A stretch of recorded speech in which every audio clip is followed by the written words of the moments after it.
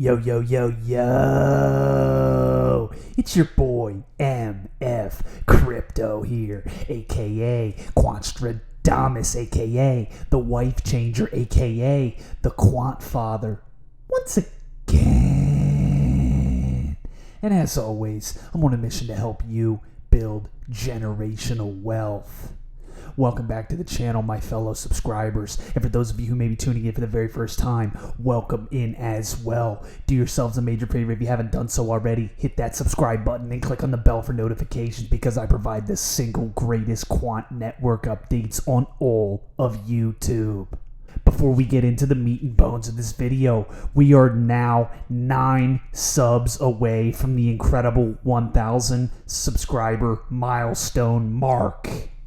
Thank you, each and every single one of you. We are almost there, and I have a strong feeling that once this video is released and circulates throughout the YouTube airwaves for a day, maybe less, we will eclipse that 1K mark. Thank you so much, guys. It has been a long time coming. The channel's been active for a little more than 10 months, almost 11 months now, and this is super exciting for me to hit that 1K milestone. So give each and every single one of yourselves a pat on the back right now. Appreciate you, Quant fam. This is what I do. This is who I do it for. Big Daddy Quanstradamus. He's here for you. And he always feels supported by the fam. He knows that you guys have his back. So I appreciate it. Now, let's not delay any further, ladies and gentlemen. Quant Network is light years beyond the rest of the crypto space. It's not even in question anymore. I'll be breaking it down. I'll be giving you some serious insight from Gilbert Verdian and several articles relating to Quant's involvement in the new financial system of the globe moving forward and what we can expect to see by the year 2030. You're not going to want to go anywhere, so stay strapped to your seats, ladies and gentlemen. Big Papa, he shepherds the flock. Let's go. Overledger reduces crypto exposure by Peter Marozens.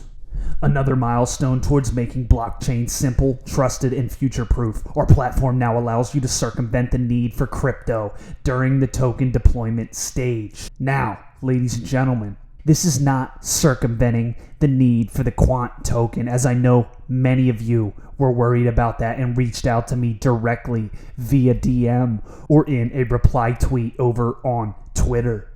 That is not what this is at all. Let me break it down in very simple layman's terms for you what this is. They are doing everything in their power to onboard massive clients, guys. We're talking about the big power players of the 21st century.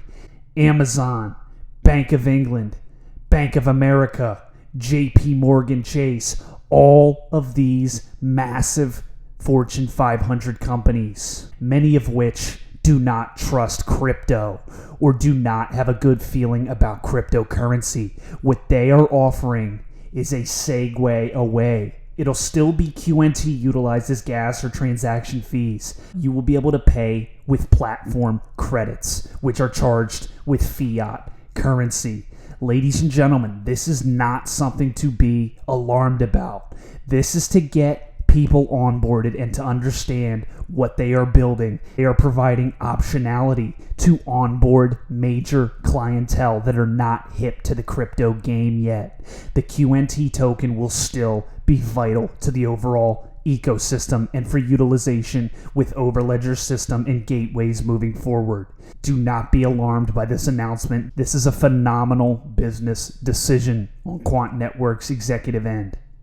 A common complaint for businesses building blockchain solutions is the fact that public chains charge gas or transaction fees to perform functions. These are charged in crypto, which means that businesses have little choice but to hold crypto on their balance sheets to cover these costs. That's a headache, not least from a risk and accounting perspective. As of today, Overledger platform users will no longer have this problem when deploying tokens. Instead of having to hold crypto to pay for deployment gas fees, Overledger users can pay with platform credits which are charged in fiat currency. This new feature applies to all Quant smart tokens, Base, Flex, and Vari, and integrates seamlessly with the Overledger token flow as seen below. How this will work: after creating your token or when choosing Quick Deploy on Quant Connect, our users can see two options for deployment: deploy with MetaMask and deploy with platform credits. And deploy with MetaMask obviously is going to be deploying with your crypto holdings. By choosing to deploy with credits, you will use your platform credits and see the associated costs before proceeding. This way, you don't need to have cryptocurrency, nor do you need to connect to a virtual wallet. Guys, understand, they are working alongside and building absolutely massive business connections. Many of the people at the highest places of these corporations and conglomerates in massive financial institutions are dinosaurs or 60-plus-year-old honkies that don't know the first damn thing about crypto, okay? This is an appropriate move by Quant Network's team and Gilbert Verdian. This was a very intelligent move. Do not think for a second that this is sidestepping or providing an alternate route away from the QNT token. That's not what it is at all. It's simply onboarding clients that don't know the first thing about crypto until they get them up to speed with the process and teach them about the enormous benefits that the Overledger system holds for them and their business dealings moving forward. Plain and simple. This was Gilbert Verdian's direct response to that Quant Network press release. Enterprises that want to transact on public blockchains are limited when dealing with crypto for gas and transaction fees. They face security threats, friction, and risk of asset losses when relying on signing and storing with MetaMask on an employee's machine. We've removed that friction completely, allowing enterprises to securely and safely transact with any public blockchain without the need to store, sign, or hold crypto for digital asset transactions, paving the way for tokenization of trillions of dollars of regulated assets by institutions to transact on any public blockchain and access new investors and liquidity. This is a simply brilliant move, guys, and I applaud it wholeheartedly. Understand what this is about, and you have absolutely no reason for concern. Big Papa's here to calm your nerves, because he shepherds the flock. Now, this is a very exciting article on fintechmagazine.com. CBDCs, 15 central bank digital currencies by the year 2030. Bank of International Settlements says it's coming, ladies and gentlemen. I've been telling you, I've been shouting it from the rooftops. CBDCs are inevitable. They are coming. And without Quant Network, they will not come to fruition. They need Quant Network's Overledger system in order to roll out these CBDCs effectively and implement them. Such is the scale of exploratory work by central banks. There will be 15 retail CBDCs by 2030, the Bank for International Settlements has predicted. Most central banks are exploring the viability of introducing a central bank digital currency, according to the Bank for International Settlements, which expects there could be as many as 15 retail and 9 wholesale CBDCs in circulation by the year 2030. The new research released today is further indication of the promise that CBDCs pose, in spite of concerns about security, privacy, and the scope of any future central bank-linked digital currency. BIS surveyed 86 central banks in late 2022 about their role in exploring a potential CBDC of their own. More than half say they are conducting concrete experiments or working on a trial, while the proportion of central banks who say they are engaged in some form of CBDC work has risen to a staggering 93%. It is coming, ladies and gentlemen. That's why I keep trying to tell you. You need to be in before it's too late.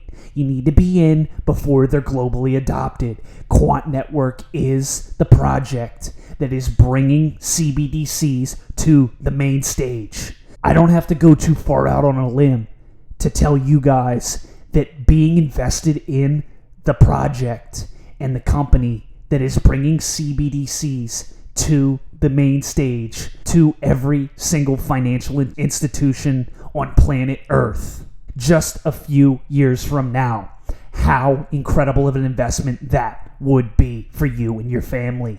I got your back, ladies and gentlemen. The recent turmoil in the crypto market does not appear to have dented central banks' confidence in CBDCs, with nearly 60% of those responding saying that the emergence of crypto assets and stablecoins has accelerated their efforts around CBDCs. They're coming, whether you like it or not, ladies and gentlemen, and that's why my whole channel is devoted to this cause and telling you that Quant Network is going to roll these CBDCs out hand in hand with these massive financial institutions. They're not going to crumble up and fold. They are going to bring these CBDCs to the forefront, and you will have to comply. CBDCs or central bank digital currencies are digital assets linked directly to a country's central bank, like the Bank of England or the Federal Reserve. On a retail level, CBDCs exist as a type of cashless payment instrument between central banks and consumers. On a wholesale level, they are intended for use in transactions between banks, central banks, and other financial institutions. Predictions from Juniper Research published earlier this year show that the value of CBDCs could reach $213 billion by the year 2030, up from just $100 million this year, representative of a technology experiencing an unprecedented upward trajectory. That's what we want to be invested in, an unprecedented upward trajectory. And that's exactly what Quant Network is, ladies and gentlemen. CBDCs are digital pounds or dollars issued by central banks and pegged to the country's fiat currency. They come with some inherent rules as to how they can be used. For example, they might have an expiry date or be restricted to certain services or goods. In that respect, they're more like vouchers than physical cash and could be used to stimulate economic growth. But because CBDCs have the backing of a central bank, they're seen as more trustworthy than regular DeFi such as Bitcoin and Ethereum. At least in the eyes of the government, that is, ladies and gentlemen. Despite the excitement around CBDCs, there are still some concerns about their use. Major concerns. Anybody who's paying attention and has their eyes open know that there are massive security concerns concerning CBDCs, and that's exactly why the government wants to usher them in, because they will bring about an unprecedented surveillance state unlike we have ever seen on this planet. Because of their programmable nature, it has been suggested that CBDCs will be used to control consumer spending. Ding, ding, ding, ding, ding. For instance, by only being valid in areas of the economy where the central bank wants to stimulate spending. And because CBDCs are a digital currency with transactions recorded on a ledger, anyone with access to that ledger has access to your transactions. That means they could be used by unscrupulous governments for surveillance. That is exactly what they are going to be utilized for, ladies and gentlemen. But if we make the right investment now, and our money is built in the years before CBDCs become the global standard, we will have already made our money. We will already be extremely wealthy, and we won't have to worry about the new financial system. We'll already have made our nut. But this is exactly what these governments are planning on doing. Surveying and shutting down individual bank accounts and rights to transact in whatever good or service that you're looking to buy if the government disagrees with your position or stance, or you as a person, or the religion that you subscribe to. This is the future, ladies and gentlemen. Unfortunately, it is the reality that they are trying to bring about. Who has responded to BIS's latest CBDC research? Today's report from the BIS has attracted a range of reaction and comment from industry insiders with an interest in the emergence of CBDCs. Alyssa DiCaprio, chief economist at R3, comments, "Today's financial system continues to face challenges without innovation using the correct technologies, expensive and slow settlement, siloed systems, and an over-reliance on account-to-account transfer that could heighten credit risks. These are all issues that CBDCs can help overcome by enabling faster and more efficient liquidity management. It's therefore unsurprising to see central banks continue to ramp up their digital currency exploration. Despite the rapid pace of progress, there are still many questions around CBDC issuance that are still being explored, particularly around smart regulation and privacy. Open collaboration between central banks, regulators, and technology providers across public and private sectors will be key in ensuring a carefully thought out and solid design process that delivers resilience, interoperability, and privacy. And here's where our man, Gilbert Verdian, the head honcho, comes in on that interoperability segue. Gilbert Verdian, founder and CEO of Quant, a key technology partner on the Bank of England CBDC project, adds, The BIS survey shows that central banks are more bullish than ever on CBDCs. New use cases abound, and leaders from economies as diverse as Sri Lanka, Singapore, and Switzerland are recognizing potential benefits. These include more efficient payments, financial inclusion, and faster monetary policy implementation. Some in the free market-loving financial sector have eyed CBDCs with suspicion, framing them as a potential threat to the existing banking system. A distortion that continues despite evidence to the contrary. BIS found 87% of central banks engaged in CBDC work are considering using private intermediaries, with the private sector's role including the execution of KYC and AML procedures, as well as the provision of wallets, user interfaces, and other front-end customer services. A well-designed CBDC could actually be a huge catalyst for innovation. Businesses and consumers would be able to automate complex and cumbersome processes and implement logic into money. CBDCs will complement and integrate into the existing faster payments and wholesale systems. Ladies and gentlemen, this was yet another video update from your man's Quanstradamus, the Megadonis, that had some seriously heavy material and a lot to digest. I had to bring it to your attention once again because it's so vitally important to the overall theme and the main goal, ladies and gentlemen. Quant Network isn't going anywhere. The QNT token is the greatest asset to invest in on planet Earth. Don't ever get it twisted. Thank you for listening. Thank you for tuning in. This has been another feature presentation by MF Crypto, aka Quanstradamus, aka the Wife Changer, aka the Quant Father, the #1 source for all your crypto needs. I'll see you next episode. Cheers. If the lion is the king of the jungle, how can he be the king of the jungle? If he's not the biggest, the elephant is probably one of the biggest. He can't be the fastest because that's a cheetah. He can't be the smartest.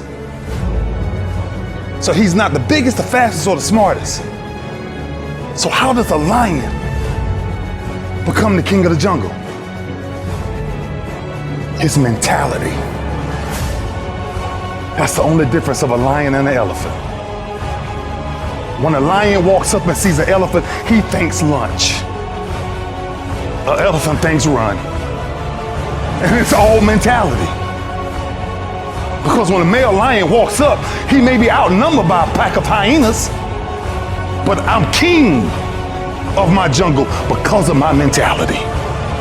What happens when you're a gazelle and you're not being pushed, you're not being prodded, you're not given a reward, nobody's encouraging you? What happens when you're a gazelle and the lion's not chasing you anymore? You stop running. But what happens when you're a lion? When you're a lion, it does not make a difference.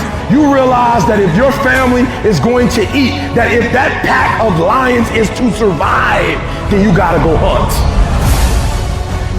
A part of being a beast just ain't eating a gazelle. A part of being a beast is the hunts. It's the hunt that they're excited about. They like to see the gazelles run. Then boom, they take off. Because real lions like to hunt. They love the process just as much as they love the prize. And some of y'all just want to score. You don't like the process. You're not in love with the process. A true hunter's goal is not the prize. A true hunter's goal is to hunt. That's what they live for.